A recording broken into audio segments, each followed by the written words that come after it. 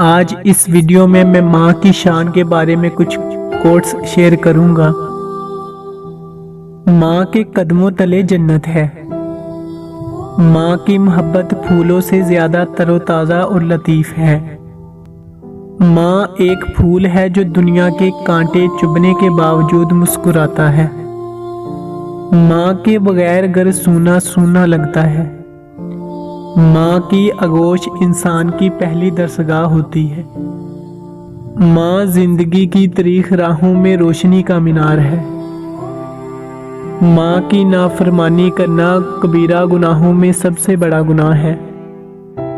माँ की बद्दुआ से बचो, क्योंकि खुदा और उसके दरमियान कोई पर्दा नहीं होता। माँ को मुसीबत के वक्त जब भी याद करता हूँ तो मुझे सुकून मिलता है।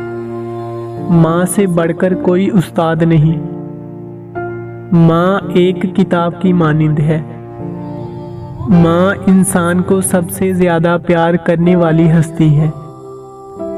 माँ की नाफरमानी करने वाला जन्नत में दाखिल नहीं होगा।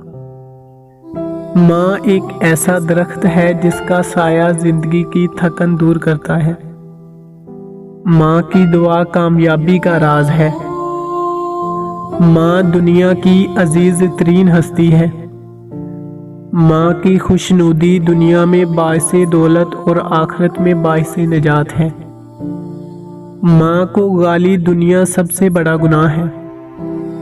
माँ का साया ठंडी छाँव है। माँ दुखों का मुदावा है।